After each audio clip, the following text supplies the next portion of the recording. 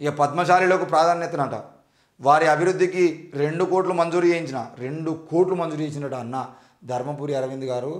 పద్మశాలిల అభివృద్ధి కోసం 2 కోట్ల రూపాయలు అభివృద్ధి చేసేదంటే మరి పద్మశాలి తెలంగాణ రాష్ట్రంలో ఉన్నటువంటి నిజామాబాద్ జిల్లాలో ఉన్నటువంటి పద్మశాలిలు మొత్తం ఫామ్ హౌజులు కట్టుకున్నారు కావచ్చు. ఈయన 2 కోట్లు మంజూరు అయితే రాజకీయంగాను ఎన్నో అవకాశాలు కల్పించినట. ఎన్ని అవకాశాలు కల్పించారు రాజకీయంగా? నీకు దమ్ము ఉండేదంటే ఎంపీ టికెట్ ఇప్పి ఇప్పుడు పద్మశాలకు. నువ్వు పక్క జరిగి పద్మశాలకు ఎంపీ టికెట్ ఇప్పి. లాస్ట్ టైం నువ్వు ఎవరి ఓట్లతో గెలిచినావు? పద్మశాలలో 300 కాపులు ఓట్లెత్తనే గెలిచినావు.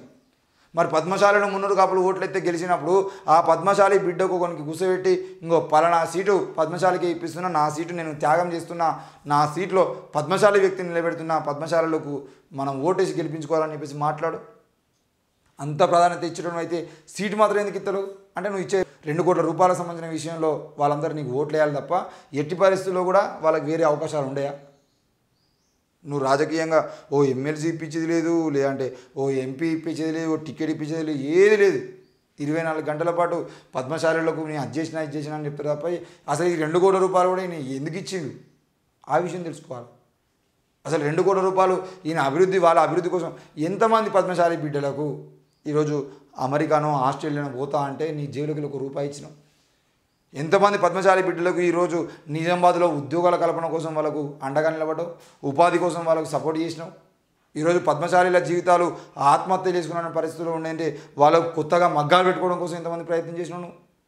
నువ్వు అరవింద్ అనే వ్యక్తి ఈరోజు పసుబోర్డు తీసుకురాకుండా బొక్కబొర్ర వాడటమే కాకుండా పద్మశాలిలకు చేసింది ఏమీ లేదు.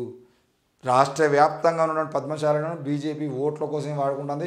ఈ పద్మశాలలు అందరూ వీళ్ళకి ఏమైందో తెలియదు కానీ మొత్తం ఒక గొర్రె పోయి బాయిల పడ్డట్టుగా ఈ పద్మశాలీలందరూ పోయి ఆ బీజేపీ అనే బాయిల పడతాయి. ఎందుకు పడతారు ఏంది అని కూడా తెలియదు. వీళ్ళు మొత్తం అసలు బాపనోళ్ళ కన్నా అధ్వానంగా తయారైపోయి బీజేపీ అంటే మొత్తం చించుకుంటారు, బట్టలు చించుకుంటారు. ఇది పరిస్థితి. మరి ఈ పద్మశాలీల కంటే 2 కోట్లు ఇచ్చినట. 2 కోట్ల రూపాయలు ఈయన తిరుగుడు కాదు ఖర్చు. మీరు ఈ 5 ఏళ్ళ ఎంపీ విషయంలో ధర్మపురి అరవింద్ అనే వ్యక్తి ఆయన కారు డీజిల్కు ఆయన ఖర్చులకు ఖర్చు చేసింది ఎంతనో అది అభివృద్ధికి ఇచ్చినట పద్మశాలకు. అంటే ఆయన కారు డీజిల్కు సరిపోయేంత బడ్జెట్ ఇచ్చింది మనకు. ఇది పరిస్థితి.